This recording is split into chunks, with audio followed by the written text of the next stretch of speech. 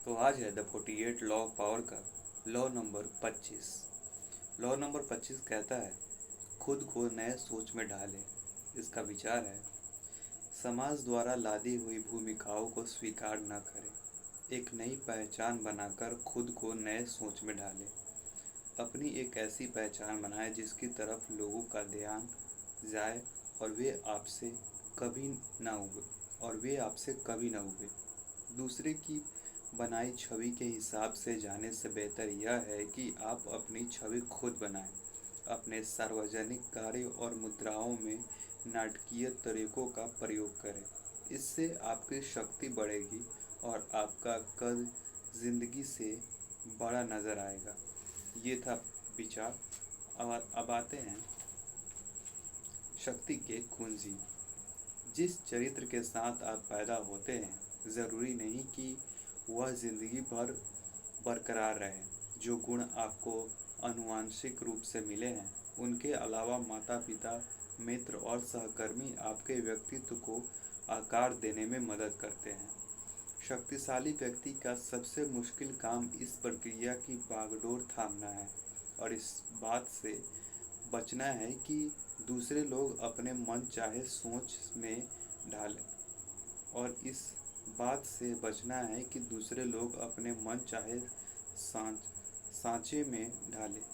अपने चरित्र को शक्तिशाली बनाएं।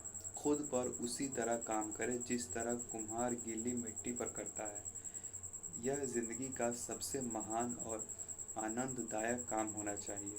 इससे आप दरअसल एक कलाकार बन जाते हैं, एक ऐसा कलाकार जो खुद का निर्माण करता है। स्वयं के निर्माण की प्रक्रिया का पहला कदम है आत्मचेतना।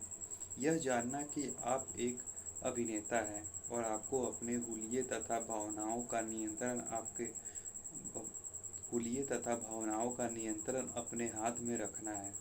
जैसे दीदरो ने कहा है, बुरा अभिनेता वह है जो हमेशा संजीदा होता है। समाज में जो लोग अपने दिल को आस्तीन पर रखते हैं समाज में जो लोग अपने दिल को आस्तीन पर लेकर चलते हैं वे ऊब और परेशानी के कारण होते हैं। उनकी सच्चाई भले ही सबके सामने हो, लेकिन उन्हें गंभीरता से लेना मुश्किल होता है।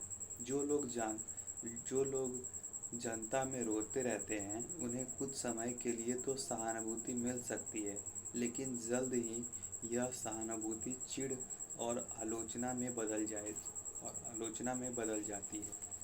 अच्छे अभिनेता खुद को ज़्यादा अच्छी तरह से नियंत्रित करते हैं। वे सच्ची भावनाओं का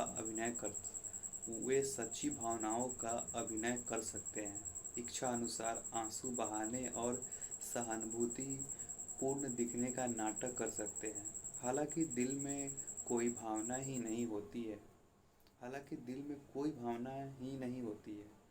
वे अपने भाव इस तरीके से प्रकट करते हैं ताकि दूसरे प्रभावित हो। अभिनय न करना असली दुनिया में घातक होता है। अगर कोई शासक या नेता अपनी सच्ची भावनाएं बता दे तो वह ज़्यादा समय तक शासन नहीं कर सकता। इसीलिए खुद पर काबू करना सीखे। अभिनेता की तरह लचीले बने जो अपने चेहरे पर मनचाहा भाव ला सकता है। खुद को नए सांचे में ढालने की प्रक्रिया का दूसरा खुद को नए सांचों सॉरी अबाउट डैट खुद को नए सांचे में ढालने की प्रक्रिया का दूसरा कदम है यह यादगार चरित्र का निर्माण करना। एक ऐसा चरित्र जो ध्यान आकर्षित करे, जो मंच पर खड़े बाकी अभिनेता से अलग और ऊपर दिखे। अब्राहम लिंकन ने यही खेल खेला था। देहात से आए लिंकन जानते थे कि अमेरिका उनकी तरह के राष्ट्रपति को चुनकर खुश होगा। हालांकि कई गुण उनमें पहले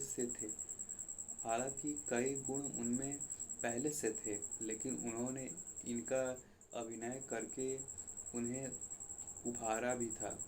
हैट, कपड़े और दाढ़ी उनसे पहले किसी राष्ट्रपति की दाढ़ी नहीं थी।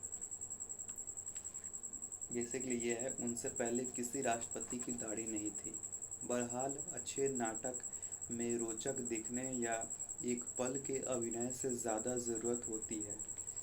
यह नाटक लंबे समय तक चलता है। यह एक सतत चलने वाली प्रक्रिया है। लय और टाइमिंग अत्यंत महत्वपूर्ण है। नाटक की लय का एक महत्वपूर्ण तत्व है स्पेसेंस। दर्शकों को अपनी सीट के कोने पर रखने की कुंजी यह है कि घटनाओं को धीमे धीमे होने दें और फिर सही समय पर उनकी गति बढ़ा दें। आप अपनी इच्छा के अनुसार गति घटा बढ़ा सकते हैं, क्योंकि नियंत्रण आपके हाथ में होता है। नेपोलियन से लेकर माओ तसे तुंग तक सभी दिग्गज